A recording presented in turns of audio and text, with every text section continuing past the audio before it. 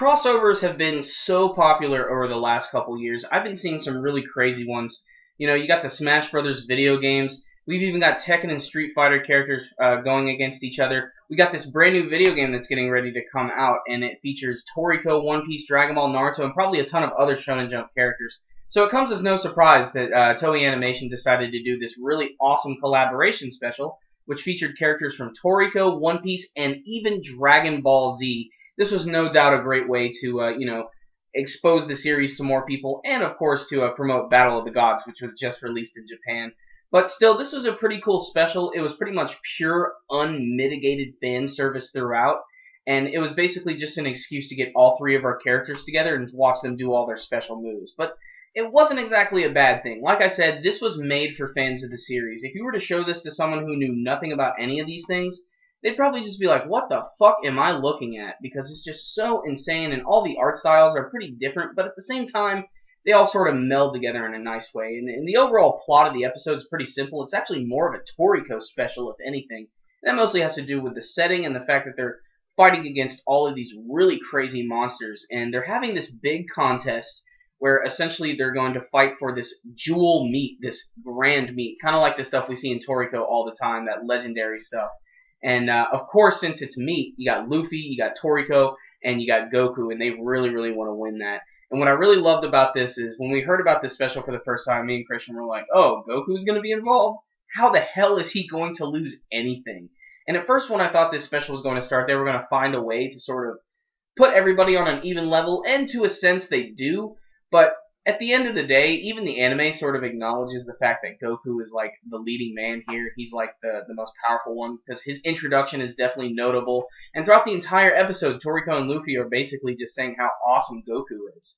But it's not just our three main characters who get to show off this week. There are a bunch of other group interactions that I think are really funny. I always like seeing Sanji and Komatsu together because they are chefs. Setsuna is there as well, and Gohan is sort of there to sort of be there because, Gohan needs to do something other than being an annoying teenager. One of the coolest things I think I saw was Zoro, Vegeta, and Zebra getting ready to fight against each other. And this was a really cool part, but ultimately it doesn't really pay off too much. Still, it is really cool to see all three characters on screen at once. Predictably, the first half of the episode actually ends with a little tournament arc with all three of our main characters, and believe it or not, Mr. Satan involved as well. And all the moves here are really, really flashy. Everything's awesome. Goku clearly is the, the most powerful one of the group.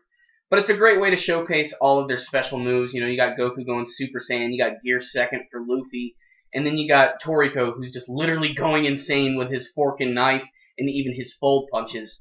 But ultimately, it results in Mr. Satan winning because they basically blow up the ring, and there's only one small part of it left, and Mr. Satan is just hanging out right on top. It's kind of a predictable ending, but the cool thing is here, since he wins, he decides to share the meat with all of his friends, and they have this huge feast. But this is what segues into the second part of the episode. There is actually a bigger reason for this tournament. The IGO has actually brought all of these guys here so that they could have this crazy competition. They could search for this pufferfish called Akami. And Akami is no ordinary pufferfish. It's actually a giant hentai monster that has these giant tentacles that sucks the energy from people and allows it to grow bigger and evolve into a more powerful monster. And this is where the second half of the episode comes into focus. We get to see that everybody is trying to defeat this thing. And a few of our characters get taken out, like Gohan. He gets down pretty easily. You got Piccolo fighting against him. You got Sunny fighting against him. Coco. There's a ton of all the main characters getting their opportunity to fight. So a lot of our side characters get offed, but eventually and predictably, it does get to that point where Goku, Luffy, and Toriko are going to fight against this thing, and it's actually a pretty damn cool battle, I'm not going to lie. And I didn't expect that considering they were going to be fighting against this giant, porn monster. Luffy with his giant elephant Gatling gun, you got Toriko literally constantly fold punching this thing, and then Goku goes Super Saiyan 3 and Kamehamehas this thing right in the face, and they're all attacking it from every angle, so it's really awesome. So our heroes are saved, they have a giant feast, they eat this thing, everybody's happy, stick around, there's a ton of other little in-jokes to see, and everybody gets something to do. Also, make sure and stick around, if only to see the scene where Roshi gets to, motorboat Nami. That was worth the price alone, which was apparently nothing. Like I said, the whole Vegeta, Zoro, Zebra thing, they have a callback to that at the very end of the episode. In fact, it's the last joke.